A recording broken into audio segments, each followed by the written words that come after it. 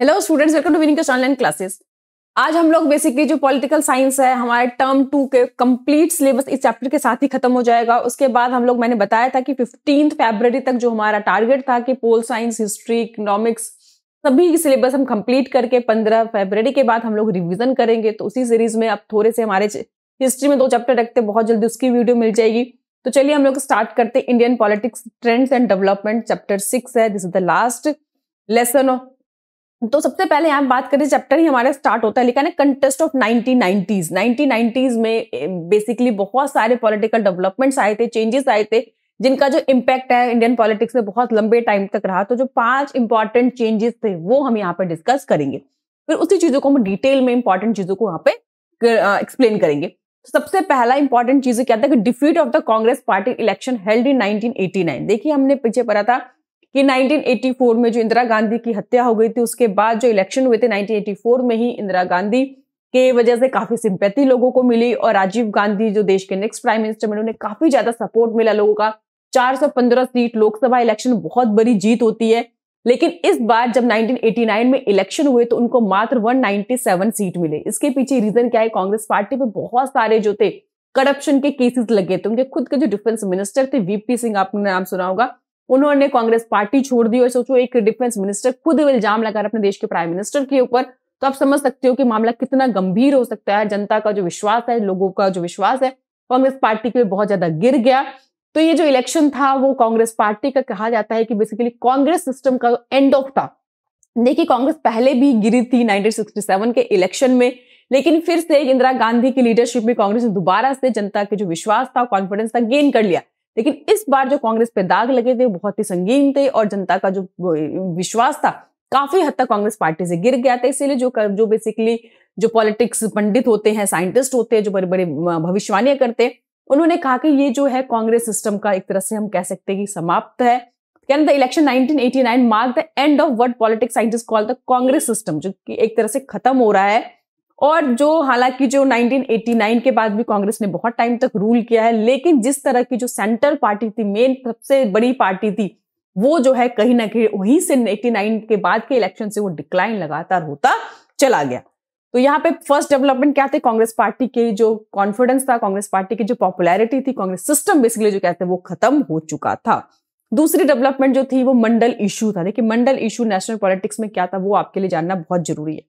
तो ये मंडल इशू क्या था कि जितने भी ओबीसी है, अदर बैकवर्ड क्लासेस हैं, उनके रिजर्वेशन के लिए नेशनल लेवल में गवर्नमेंट जॉब्स हो गए, स्कूल्स हो गए, एजुकेशन लेवल्स पे हो गए, उनके लिए 27% की जो रिजर्वेशन की जो डिमांड की गई थी, लिखा है ना कि ना implement the recommendation of Mandal commission that job of central government should be reserve for the other backward classes. SC ST के लिए था, जो ओबीसीज के लिए था, जिसके कारण जो बहुत ज्यादा वायलेंट हुए anti Mandal protest in different parts of the country.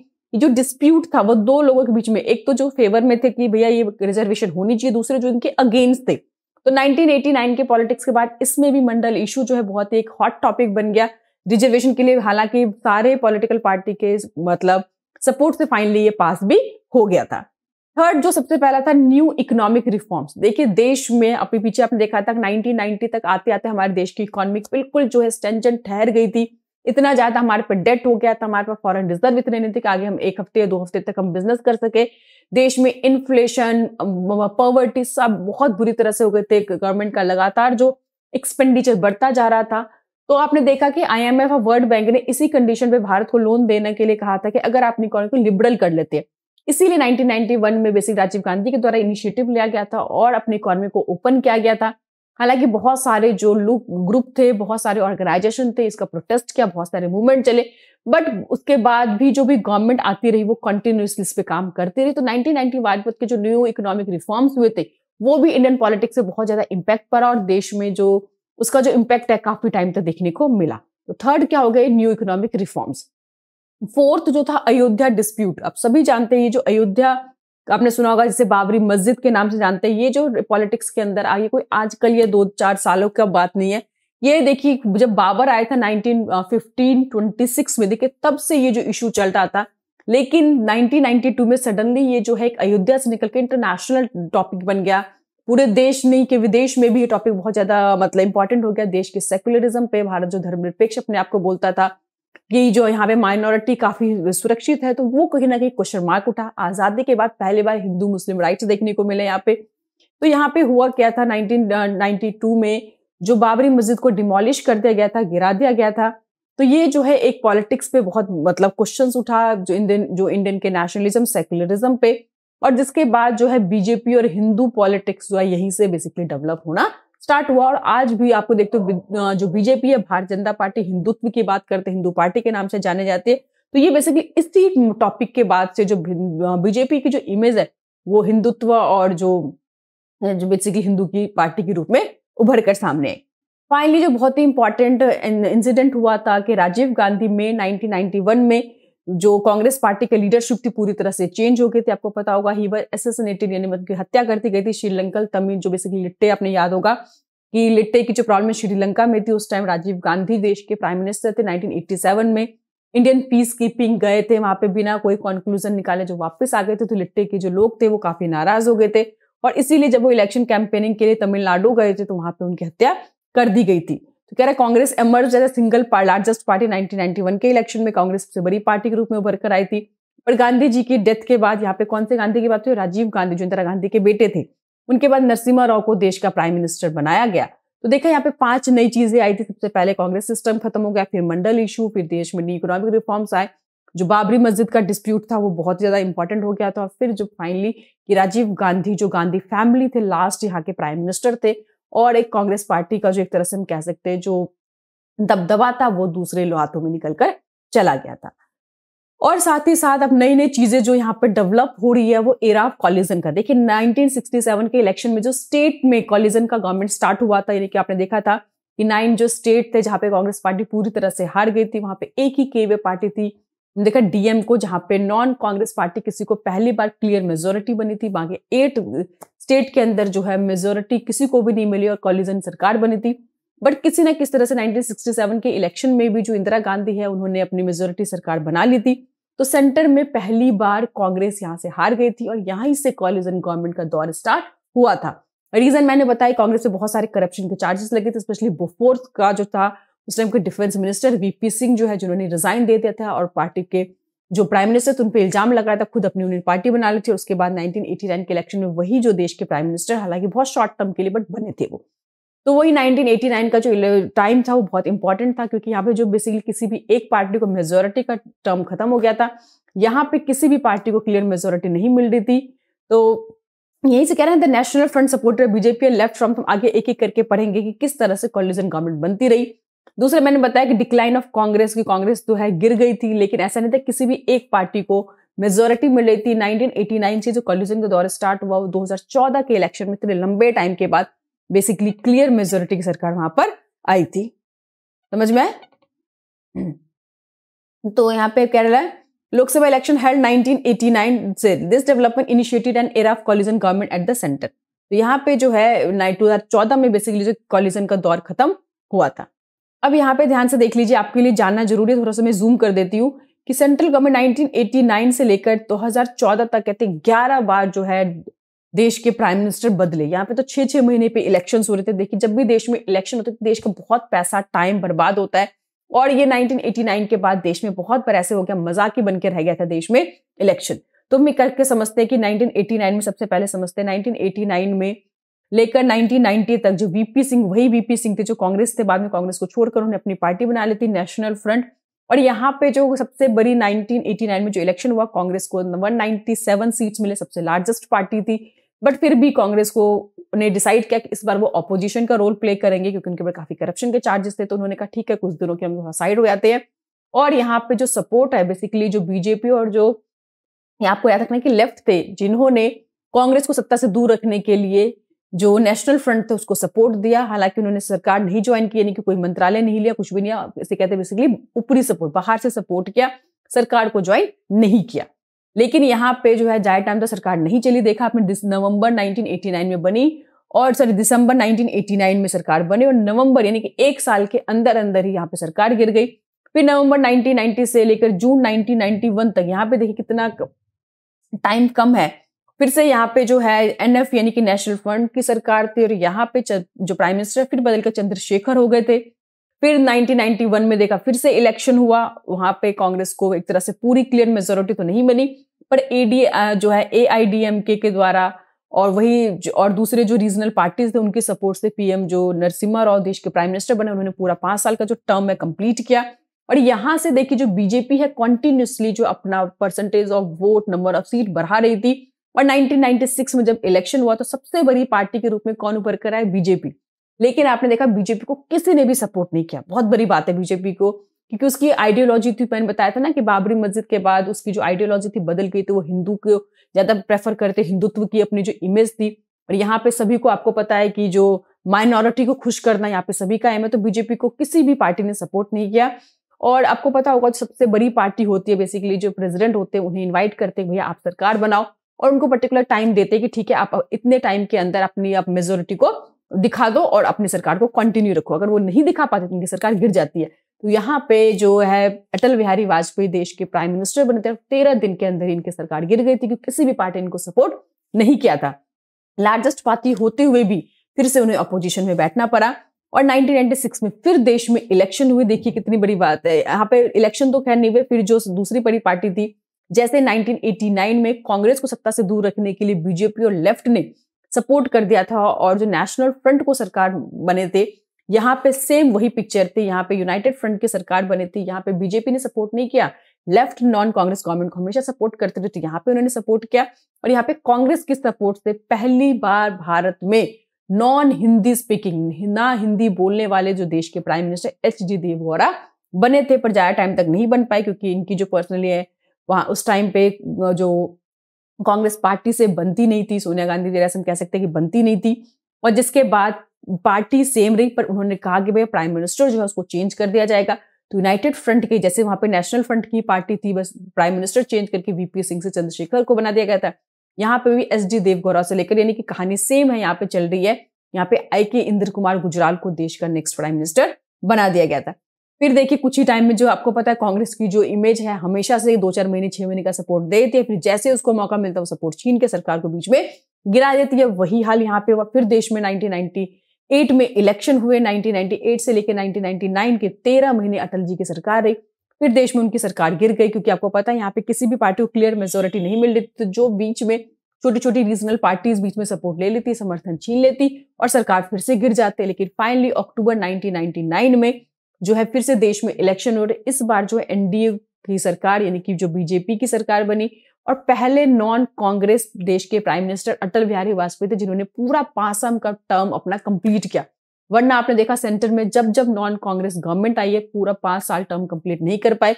इससे पहले हमने देखा था इमरजेंसी के बाद 1977 में इलेक्शन हुए थे, 80 में फिर से इलेक्शन हो गए, 1989 में आपने देखा, फिर से आपने 1996 1997 में देखा। तो पहली बार कोई नॉन कांग्रेस जो देश का प्राइम मिनिस्टर है उन्होंने 5 साल का टर्म कंप्लीट किया। फिर 2004 में फिर से इलेक्शन हुए।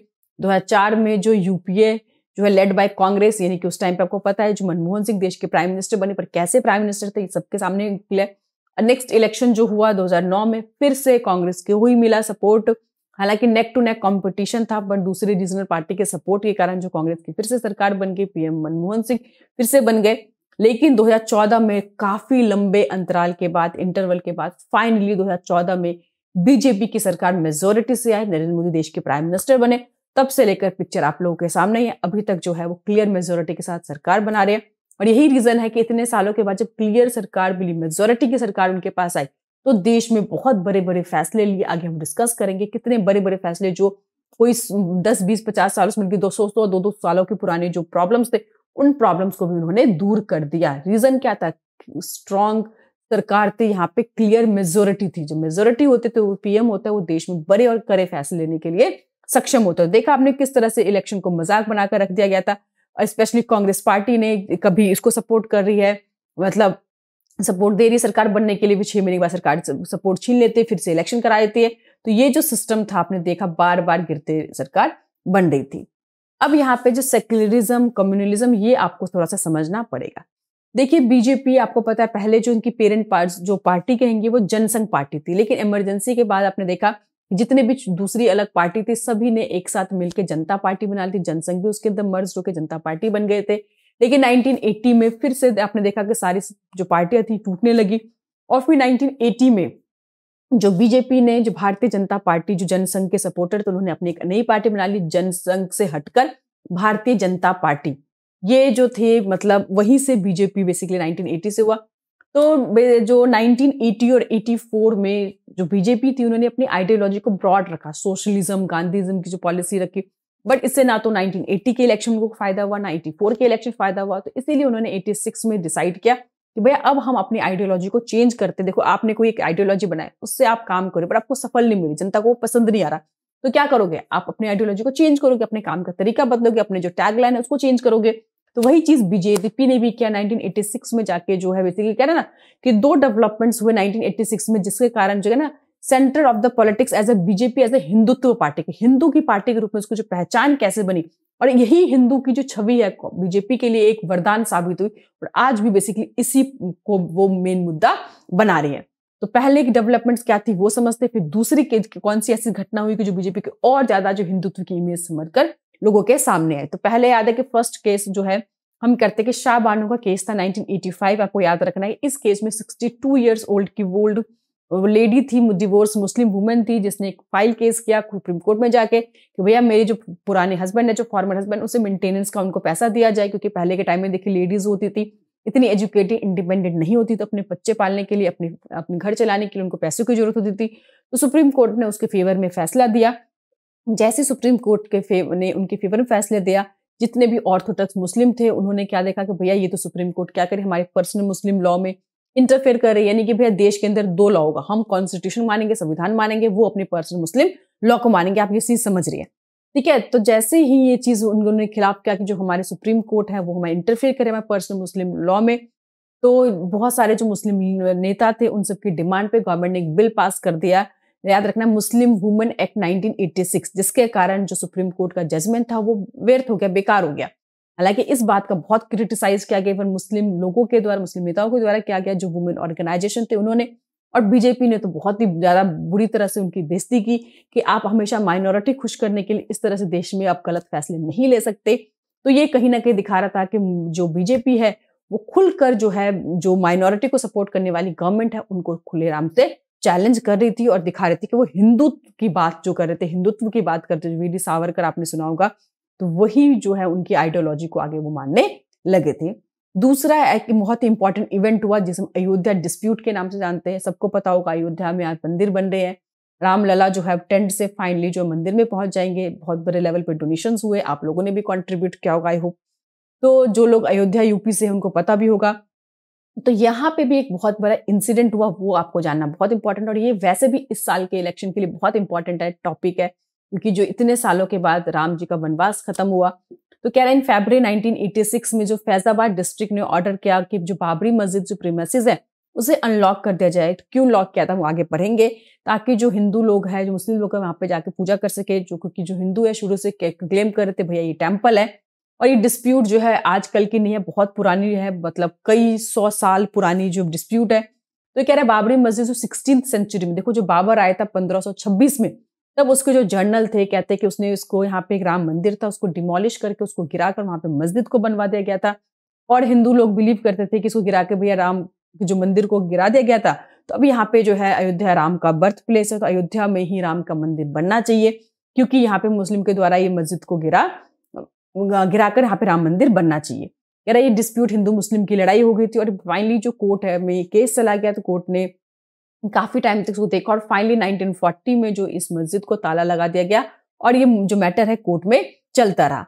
मैंने कहा many Hindu Muslim organisation try to mobilise their community on this question, इस पे बहुत डिस्प्यूट चलते रहे, हिंदू अपना क्लेम करते रहे, मुस्लिम अपना क्लेम करते रहे। कह रहा है कि मैंने क्या ना यहाँ पे the BJP made the issue major electrical and political plan. जो आपको पता है कि जो बीजेपी ने एक मुद्दा बनाया था कि भैया अगर हमें सपोर्ट करोगे तो यहाँ पे राम जन्मभूमि जो है राम मंदिर बनेंगे यहाँ पे, और इसीलिए जो हिंदू है बड़ी मात्रा में जो है इसी चीज के कारण जो इनके सपोर्टर थे, जो राम मंदिर यहाँ पे बनना चाहिए, वो बीजेपी की तरफ अट्रैक्ट हो रहे थे। और हर बार जब भी बीजेपी की सरकार आती तो वो उनकी तरफ देखते थे, भैया अपन प्रॉमिस पूरे करो। लेकिन मैंने बताया ना कि बीजेपी को कभी पूर्ण बहुमत की सरकार ही नहीं मिली कि वो इस तरह के फैसले ले सके, और जो कॉलिजन गवर्नमेंट होता है उसमें अलग अलग आइडियोलॉजी के सामने वो चीजें कभी पास ही नहीं हो पाई, ताकि वो बीजेपी की सरकार या जो भी मैंने बताया था ना जो देश में अटल बिहारी वाजपेयी थे उनका सपना था, वो सारे सपने नरेंद्र मोदी जी अभी पूरे कर रही है। तो अब है डिमोलिश, किस तरह से उसको गिराया गया।